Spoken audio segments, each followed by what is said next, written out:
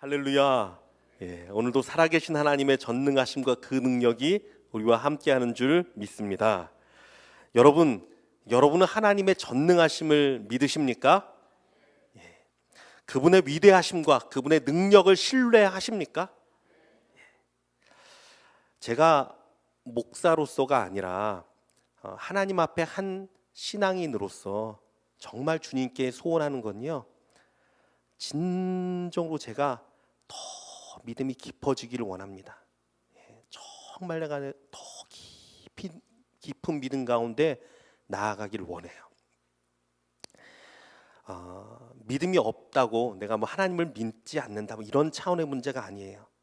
정말 그 믿음이 얼마나 소중하고 얼마나 귀중한지, 내가 그 믿음 가운데 들어가는 것이 얼마나 존귀한 것인지 몰라요. 우리 예수님도요, 제자들을 향해서 늘 믿음이 없음을 책망하셨습니다. 또 어땠습니까? 세상을 향해서도 이 세대가 믿음이 없음을 한탄하셨어요.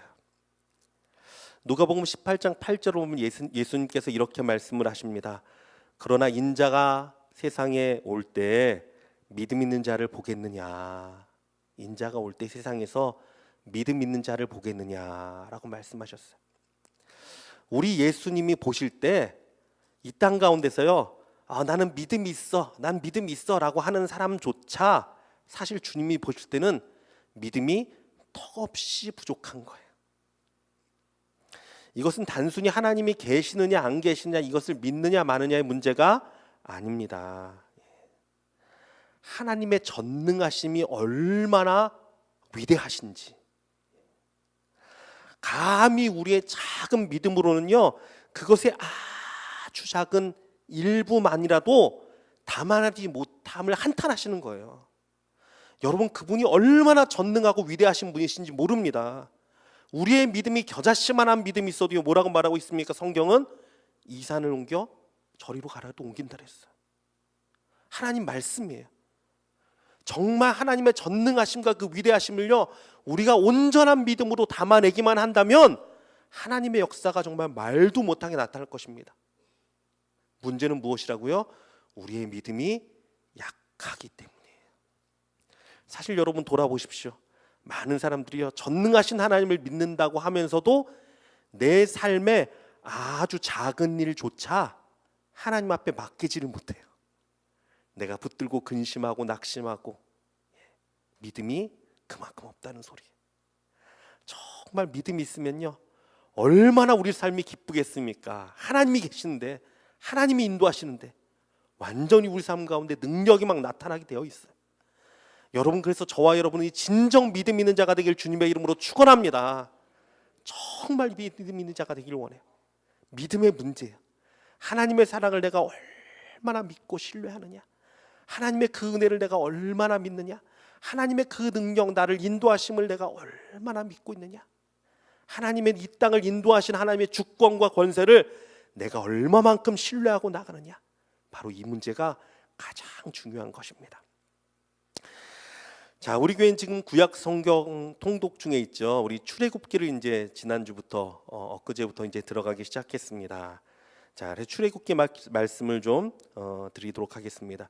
출애굽기에는요, 중요한 출애굽기를 이해하는 세 가지의 키워드가 있습니다. 중요한 주제들이 있습니다. 그것이 무엇이냐면 첫 번째는 바로 여호와 하나님의 자기 계시라는 거예요.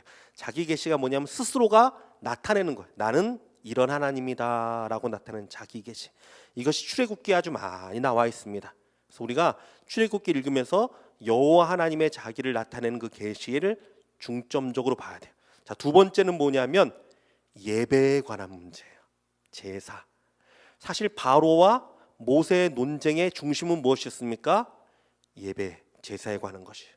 우리는 하나님께 예배하러 가겠다. 안 된다, 가지 말아라. 우리가 가서 예배하겠다. 그러면 어른들만 가고 아이들 다 남겨둬라. 아니다, 우리는 같이 가야 된다. 그러면 소와 양과 그런 것들은 다 두고 너네 몸만 갔다 와라. 아니다, 하나님께 제사할 예물 우리가 뭔지 모른다. 우리는 가서 온전하게 예배해야 된다. 사실은 제사, 예배에 관한 문제예요. 그 키워드가 있습니다. 자, 세 번째는 뭐냐면 순종이라는 키워드예요. 순종함으로써 하나님께서 구원으로 인도하십니다. 그 순종의 역사를 우리가 주로 중점적으로 봐야 돼요. 자, 세 가지 말씀드렸습니다. 첫 번째는 뭐라고요? 하나님의 자기 계시, 여호와 하나님 되심을 나타내신 거. 두 번째가 뭐라고요? 예배. 세 번째가 순종. 하나씩 좀 나눠보도록 하겠습니다. 첫 번째로 여호와 하나님의 자기 계시입니다. 오늘 본문의 출애굽기 6장 3절은 이렇게 말합니다. 내가 아브라함과 이삭과 야곱에게 전능의 하나님으로 나타났으나 나의 이름을 여호와로는 그들에게 말하지 아니하였고. 자, 여러분, 출애굽기에 나타난 중요한 특징이 여기 나오고 있습니다. 자, 그 전에 아브라함과 이삭과 야곱 창세기 때는 하나님께서 여호와로 나타나지 않으셨다는 거예요. 근데 출애굽기서부터는 하나님이 나는 여호와다라고 나타납니다. 이것이 무엇이냐면 여호와의 뜻을 우리가 좀 알아야 되겠죠. 여호와의 뜻은 바로 I am, 나다라는 거예요. 내가 하나님을 뭐라고 말해야 됩니까? 이스라엘 백성한테 모세가 물었어요. 하나님이 대답하십니다.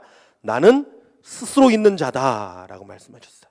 그리고 내 이름을 나는 여호와다. 여호와가 뭐냐면 나는 나다, 이 뜻이에요. 나다.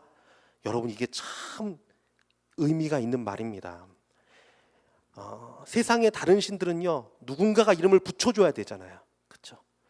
어느 누가 감히 하나님의 이름을 붙입니까? 여호와 하나님은 전능하신 분이에요. 홀로 영광 받으시는 분이십니다. 스스로 계신 분이십니다. 그러니까 자기를 어떻게 나타내냐면 나는 나다라고 말씀하시는 거예요. 나는 여호와다. 이 말에 담기는 의미는 나는 전능자, 유일한 하나님, 내가 나의 능력으로 너희를 구원하여 내겠다. 나를 봐라. 나는 여호와다 라고 말씀하는 거예요. 여러분, 이런 하나님이 없습니다. 정말 여호와 하나님은요, 능력과 권세의 하나님이십니다. 그래서 이 출애굽기의 역사를 보면요, 이 구약시대, 특별히 이제 창세기 때에는 아까 말씀드렸듯이 아브라함과 이삭과 야곱에게 하나님께서 나타나셔서 개인에게 말씀하시고 개인에게 언약을 주시고 개인을 이끌어내십니다. 그렇죠? 그런데 출애굽기에 나서는요, 여호와 하나님께서 온 땅 가운데 여호와의 전능하심을 나타냅니다. 나는 이런 하나님이다 라는 거예요. 나는 나다. 나의 전능하심과 나의 위대함을 온 땅 가운데 펼치겠다. 그래서 그 사역이 나타납니다. 온 땅 가운데 하나님의 이름이 드러나기 시작합니다. 온 땅 가운데 여호와의 영광이 나타나기 시작합니다. 여호와 하나님의 자기 계시예요. 그래서 여러분, 출애굽기를 읽다 보면 많은 사람들이 그 궁금해하는 부분이 한 군데 나옵니다. 그것이 뭐냐 하면 여호와께서 바로의 마음을 완악하게 하사라는 표현이 나와요. 하나님이 바로의 마음을 완악하게 하셨다? 아니, 이게 뭐지? 왜 하나님이 바로의 마음을 완악하게 해서 그 10가지 재앙을 다 받게 하셨을까? 왜 10가지의 그 괴로움을 다 당하게 했을까? 이스라엘 백성들은 왜 그토록 빨리 구원하시지 그 오랜 시간 동안 또 이렇게 낙심과 그 어려움 가운데 거하게 했을까라는 질문이 우리 가운데 있을 수 있습니다. 그런데 여러분, 하나님께서 바로의 마음을 완악하게 하신 이유가 있습니다. 그것은 바로로 하여금 여호와 하나님이 누군지 알게 하시기 위함입니다. 마지못해서 대충 하나님을 알면 안 되기 때문이에요. 그의 나라가 완전히 부서지고 그의 삶이 완전히 깨져도 그가 하나님을 깨달아 아는 것이 그에게 은혜입니다. 여러분, 그렇지 않습니까? 하나님을 아는 것이 은혜예요. 그래서 이 모세는요, 바로에게 이렇게 선포합니다. 출애굽기 9장 29절 하반절에 보면 세상이 여호와께 속한 줄을 왕이 알리이다. 왕이 깨닫게 될 것입니다. 세상이 여호와께 속해 있습니다. 선포합니다. 또 출애굽기 8장 22절 하반절에 보면은 내가 여호와인 줄을 내가 알게 될 것이라 하나님이 바로에게 모세의 입을 통해서 말씀하시는데 내가 여호와인 줄 너가 알게 될 것이다 라고 선포해요. 또한 그를 통해서 하나님의 크신 능력이 온 땅 가운데 퍼지도록 하셨습니다. 그래서 출애굽기 9장 16절은 이렇게 말합니다. 내가 너를 세웠으면 나의 능력을 내게 보이고 내 이름이 온 천하에 전파되게 하려 하였습니다.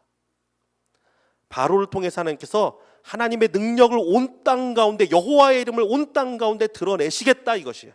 이게 여호와 하나님의 자기 계시, 자기를 나타내시는 사역입니다. 자, 여러분, 그런데 우리는 누구를 봐야 하는 줄 아십니까? 예수 그리스도. 여러분, 하나님께서는 구약시대 때 바로의 멸망을 통해서, 심판을 통해서 하나님의 권능과 능력을 나타내셨어요. 여러분, 신약에 와서는 하나님께서 어떻게 자기를 계시하십니까? 영광의 본체이신 그의 아들 예수님을 우리 가운데 보내주셨어요.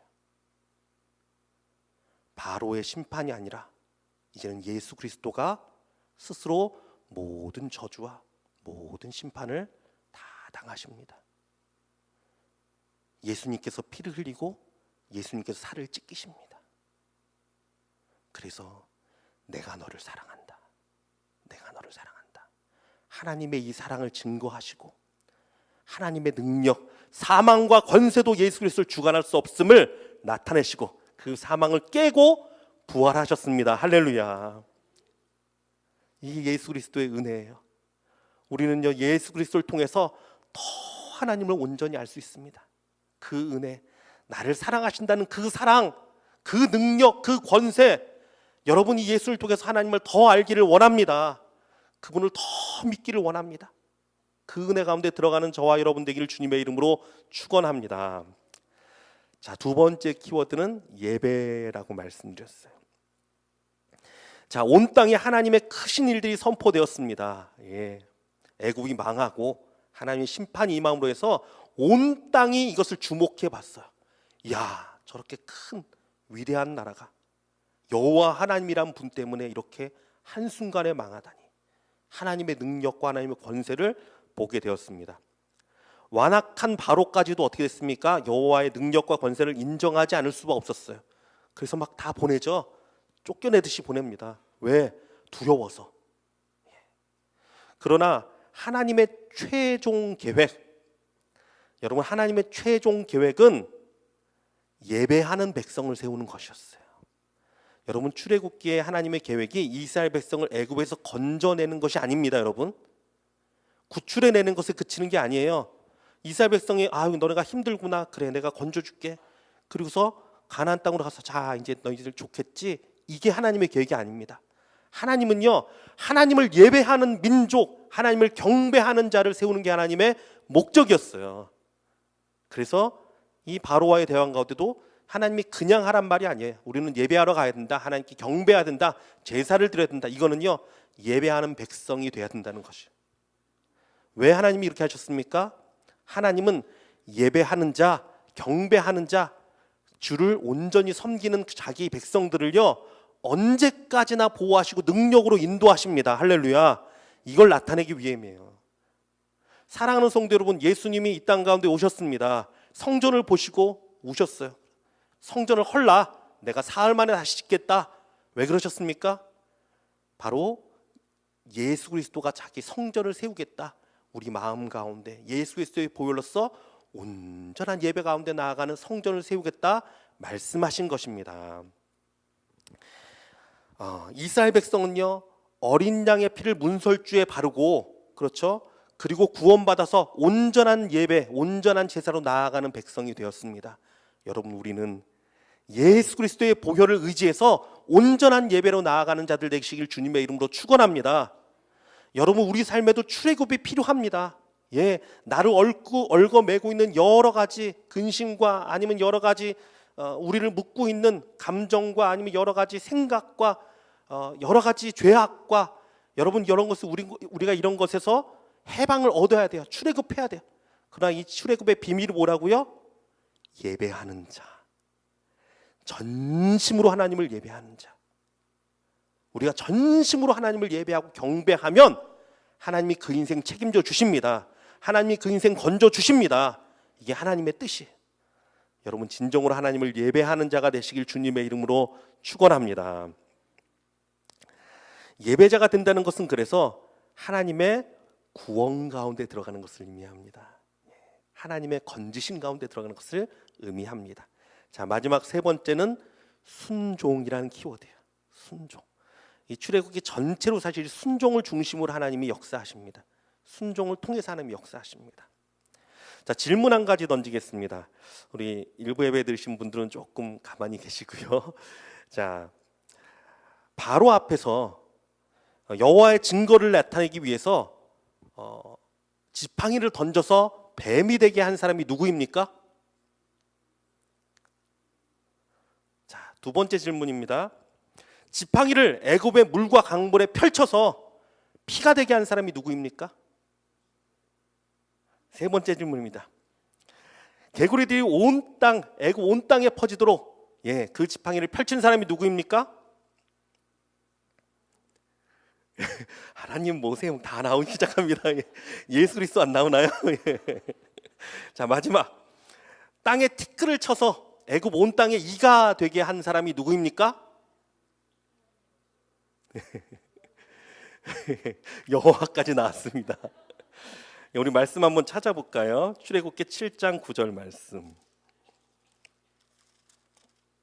출애굽기 7장 9절 말씀 우리 같이 읽도록 하겠습니다. 시작.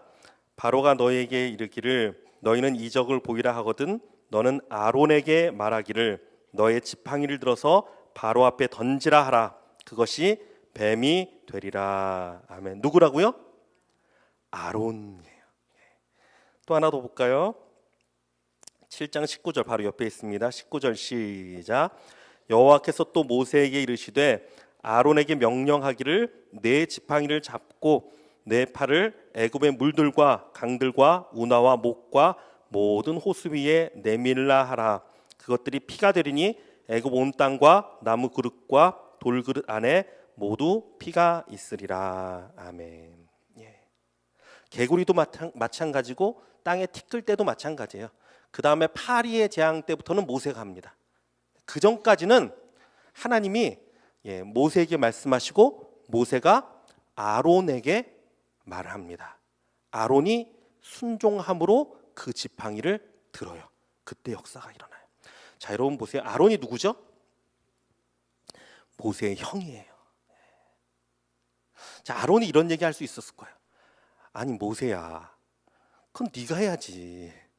너는 다 해봤잖아. 너 하나님 앞에서 지팡이 던져 뱀도 만들었잖아. 그리고 하나님께서 나는 말하는 사람이라 그랬지 지팡이 들고 던지는 건 너가 해야지. 난 못하겠어.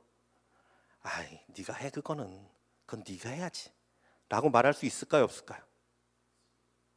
말하면 안 되는 거죠. 순종해야죠. 그렇죠? 이게 쉬운 걸까요? 바로 앞에서 모세가 지팡이를 던지라. 던지면 진짜 될까? 던져야 됐어요. 그대로 순종해요. 그러니까 하나님의 역사가 나타나요. 하나님은요, 순종을 통해 항상 일하십니다. 자, 바로 모세를 처음으로 하나님 만났을 때도 생각해 보십시오. 떨기나무, 불타는 떨기나무 아래에 있었어요. 하나님께서 모세에게 무엇을 말씀하셨습니까? 내 발에 신을 벗으라. 자, 신을 벗는 행위는 그 당시에 나는 종입니다라는 행위예요. 나는 종입니다. 하나님이 모세에게 너는 종이 되라 이거예요. 내가 말하는 대로 그대로 행하라 이겁니다. 사실 모세가 40년 전에는요, 종이 되지 않았을 거예요. 모세가 혈기가 왕성했던 사람입니다. 그래서 이스라엘 백성이 그 고난당하는 거, 특별히 맞는 것을 보고 화가 나서 애굽 사람을 쳐서 죽일 정도로 민족에 대한 열정도 뛰어났던 사람이에요. 혈기가 있던 사람이에요. 근데 그때 만약에 하나님이 나타나서 말씀하셨으면 자기 힘으로 하려고 했을 거예요. 근데 나이가 80세가 돼서 노인이 돼서 아무것도 없을 때 하나님이 그에게 말씀하십니다. 너 내 종이 돼. 넌 내가 하라는 대로만 해 라고 말씀하시는 거예요. 모세가 아무것도 할 수 없습니다. 근데 하나님 앞에 순종함으로 나아갈 때 하나님의 역사가 나타났어요. 여러분, 하나님께서 모세를 나중에 뭐라고 평가하신 줄 아십니까? 내 종 모세는 내 온 집에 충성된 자라라고 말씀하세요. 모세는요, 종으로서 하나님 앞에 충성했어요. 말씀하시면 아멘. 네. 하나님이 그런 자를 사용하세요. 하나님의 구원이요, 순종을 통해 나타납니다.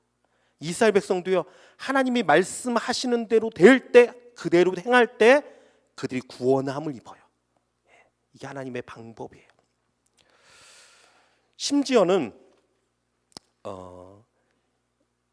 이스라엘 백성이 아닌 그 애굽 사람들도요, 바로의 신하 중에서도 여호와의 말씀을 두려워하는 자들이 생겼다고 성경은 말하고 있습니다. 자, 우박의 재앙이 임했던 때입니다. 출애굽기 9장 20절은 이렇게 증거합니다. 바로의 신하 중에 여호와의 말씀을 두려워하는 자들은 그 종들과 같이 굴 집으로 피하여 들었으나 여호와의 말씀을 마음에 두지 아니하는 사람은 그의 종자들과 같이 굴 들에 그대로 두었더라. 아멘. 무슨 말이냐면 여호와 하나님께서 이제 우박의 재앙이 내릴 것이다라고 이제 우박이 말씀하셨어요. 자, 그 얘기를 듣고 여호와의 말씀을 두려워했던 그 애굽의 신하들은요, 들에 있는 가축과 이런 걸 다 들어왔어요. 하나님 말씀을 순종했어요. 근데 그렇지 않은 사람들은 다 밖에서 죽임을 당했어요. 여러분, 여호와께 순종하는 길이 바로 구원의 길입니다. 누구든지 말씀 가운데 순종하며 따르는 자가 하나님의 은혜를 얻게 되어 있습니다. 여호와의 전능하심의 소식은요, 애굽뿐만이 아니라 온 땅 가운데 퍼졌습니다. 이것이 어디 나타나냐면 여호수아에 보면은 여호수아에 그 이제 이스라엘 백성이 가나안 땅에 들어갈 때 여리고를 들어가려고 이제 점령하려고 정탐꾼을 보냅니다. 근데 그 가운데 누굴 만나죠? 기생 라합이라는 여자를 만나게 돼요. 근데 이 기생 라합이라는 여자가 고백을 하는데 뭐라고 고백하냐면, 우리가 여호와의 소문을 듣고 다 간담이 서늘해졌다. 그 소문이 다 퍼졌어요. 애굽하고 가나안 땅은요, 그 사이 광야가 있고요, 아주 멀리 떨어져 있지만 그 소문이 온 땅 가운데 퍼졌어요. 여호와의 소문이. 그래서 이 가나안 땅에도, 이 여리고에도 모든 사람이 알았어요. 전능하신 여호와를. 자, 그런데 이 여인이 이렇게 말합니다. 너희의 하나님 여호와는 위로나 하늘에서도 아래로는 땅에서도 하나님이시니라. 위로는 하늘에서도 하나님이시고 아래로는 땅에서도 하나님이시다. 그러면서 나를 기억해라. 우리를 구원해달라. 그러면서 이 정탐꾼들을 보호하죠. 자, 여러분, 이 여인이 가나안 땅의 수많은 사람들이 하나님의 소식을 들었지만, 알았지만 오직 순종으로 나간 이 여인을 통해서 하나님은 구원을 일으켜 주셨습니다. 여러분, 이 여인이 어떤 일을 당했습니까? 아니, 어떻게 되었습니까? 이 여인은요, 가나안 땅에서도 가장 하층, 가장 천하고 가장 손가락질 당하는 창녀였어요. 쉽게 말하면요. 그런데 이 여인이 예수 그리스도의 조상으로 가장 귀하게 하나님이 들어주세요. 왜? 순종했기 때문에. 사랑하는 성도 여러분, 순종할 수 있는 저와 여러분 되시길 주님의 이름으로 축원합니다. 우리 예수님은요, 죽기까지 순종하셨다고 성경 기록되어 있어요. 하나님 앞에 죽기까지 순종하셨어요. 그 의를 나타내시고 순종함으로 그 본을 우리 가운데 보여주셨습니다. 여러분, 출애굽기에 나타나는 모든 건요, 사실 예수 그리스도를 통해서 다 완전히 나타나요.